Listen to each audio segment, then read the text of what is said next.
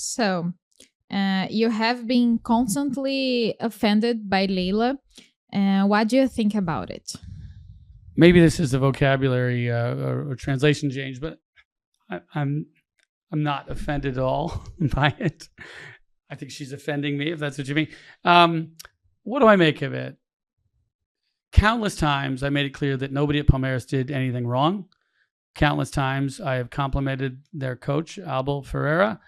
I love him as a man, as a person. I've tried to steal him quietly from them before. He's never listened to me for jobs elsewhere, not here. I respect their players. What they did last night, overcoming a huge deficit.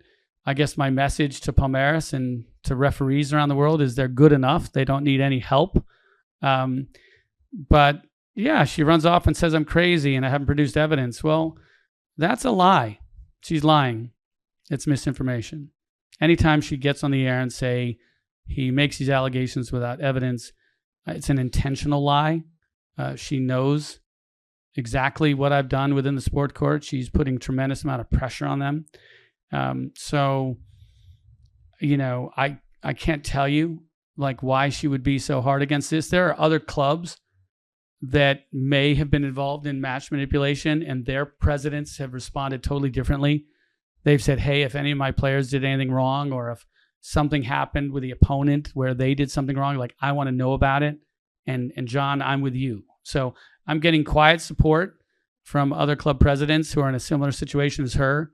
I guess my message to her would be, if you're not guilty, stop acting guilty, because you're sure not acting like somebody that wants to get to the truth. So what are your main goals on going after this issue? Well, the past is the past. I know what happened last year. I was very clear. I saw a big problem. Everybody should see a big problem with the erroneous marking of a line in an offside call in a Vasco Palmeiras game to effectively tilt the plane to compare 2 feet when it should have been a shoulder to a foot. So I knew something was wrong on August 27th. I knew something was wrong September 3rd, I think, Flamengo Botafogo. I knew something was wrong a week later with Atletico Mineiro and Diego Costa being called offsides. I knew something was wrong in Palmeiras Sao Paulo. Not till later, actually, that one. I knew something was wrong as it happened with Palmeiras Bahia. And so I will forever know that our club did everything possible to win it on the field, and it lost it off the field, off the pitch. Yes, there was a collapse of epic scale of our team, our players at the end of the season. Try going through what we went through, having a lead like that, taken away with the suppression of your points and the promotion of another team's points. But, they're going to say we're crying, and fine. My goal is to make sure it never happens again, because it will. This will happen again. The fact that in the middle of the Senate session, where I, as a club president, am asking for the investigation of a manipulated game and all participants in that game, including the referee, that the CBF would brazenly announce that Rafael Klaus should be the referee for the next Flamengo Botafogo game to happen, when he couldn't possibly be impartial. Nowhere in the world would a federation make that decision. So if you don't think this corruption can happen again, then ask yourself, is that how a federation should act? The appearance of impropriety, the possibility that Mr. Klaus could be affected by the moment. He is, as we all are in this matter, subjects of an investigation, and he's got to go in and be impartial. It's not fair to him. It's not fair to Botafogo. It's not fair to Flamengo.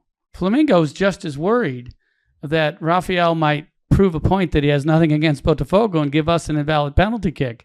What if, God hope he doesn't. So he shouldn't be the referee. He should be given a break for a week. He's probably under a lot of stress, or he should be given another game. So this bad behavior will continue, and the bad behavior is what I refer to when I talk about Edinaldo and the CBF. He has to start managing a business more professionally. I haven't said he's corrupt. I do think he's not a good executive, and I can't believe Brazil, with this great football we have, is stuck with this man who won't even take a meeting with a team owner. That's depressing, right? I've sent nice emails, tried to talk about this issue. So my goal is to make sure it doesn't happen again. To provide a more succinct answer to your question, computer vision does see everything, every millisecond. So this game, this weekend, we are going to install for the very first time, and we can do it just off of the television feed. It's obviously better if we build camera systems into the arenas, but it's not in our stadium. This will be the first time that we do real-time ref evaluation alerts and monitoring. It's the first time we will do real-time match fix monitoring during the game. It's a level of transparency that is supplemental to what you get from television, from commentators, from referees. It doesn't change the game.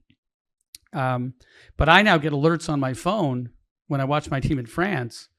There was a game a few weeks ago where, penalty kick wasn't awarded to us, and the alert pops up on my phone. It's like automated VAR. Later in the game, we were granted a penalty kick. Maybe we shouldn't have been. I got the alert as well. So we'll have that real-time, whistle-by-whistle, computer vision approach in place for this week. And this should happen for every game in the future of Brazil. Corruption dies in the sunlight, and that's my goal of this whole process. Wow.